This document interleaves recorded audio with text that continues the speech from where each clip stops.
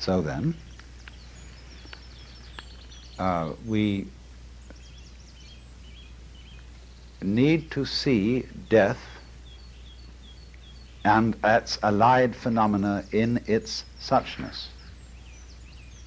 That is to say, well, it is just after a certain time, as the leaves in the fall disintegrate and fall off the tree, and we say, well, what a lovely autumn it was, this New England trees, a very gorgeous season. So in the same way, human beings fall apart. And well, we say that's terrible. And the unanimity of the social attitude makes it terrible for each individual. But supposing the unanimity of the social attitude was quite different, and there is no reason why it shouldn't be, and falling apart is considered quite the thing to do.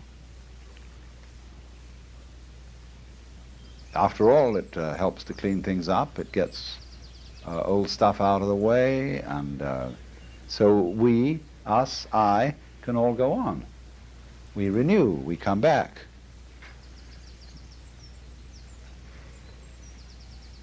And so the whole thing, you see, is this.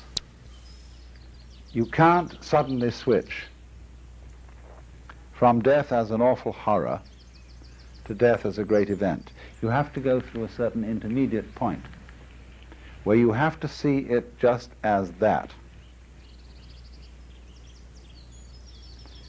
This is very useful in getting yourself accustomed to all kinds of queer things. There was a woman who was a good friend of mine who moved into the country and found her house was full of black widow spiders. Well, she was horrified. But being very sensible, she bought a book about black widows, and she got a model, those things they sell in from biological firms, a dried black widow spider encased in a plastic cube. And she got a magnifying glass, and she studied this thing. And she learned everything about black widow spiders. Finally, she captured a live one and looked at it under a magnifying glass, and slowly, slowly, slowly, she appreciated the suchness of it. I mean, it's a thing that goes this way and that way, and it has things that go like this, and it bites, and it does this and that. And that's that. Well, having appreciated the suchness of it, she relieved herself of her fear. And then she learned after a while to respect them, and then really to be on very good terms with them. She knew how to keep out of their way and what their habits were. Always when she picked up a shoe, shake the shoe, don't put your foot in without shaking the shoe first. Little things like that. So, somebody wrote me the other day from Santa Barbara and said that in her part of the country there are more private planes than anywhere else in the United States, and they fly at less than 1,000 feet, and they keep going over her place, and she's a very well brought up lady.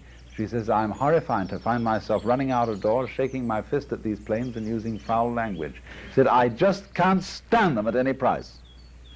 So I wrote back, I told her the story about the spiders, and said, now what you're to do is you get yourself a certain book, which I named, which is a complete photographic catalogue of all makes of private planes in the world.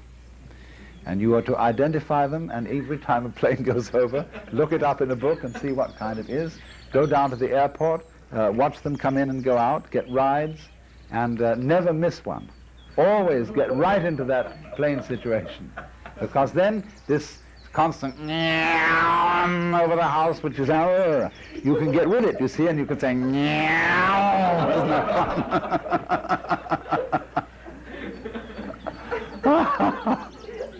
fun? People hate drumming.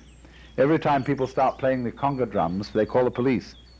Because there's something about that which seems threatening. They think, why, the cannibals are in the dark, they're out after us. And still you get with it yourself, you see, and you move with that, then however noisy it isn't a problem any longer. But you have to see the suchness of it first, that it is just doing this kind of a bum-ba-chitcha-bum-bum-bum-ba-chitcha-bum-bum, and that's that. That's what it is. And it isn't a threat, nor is it, for that matter, a promise.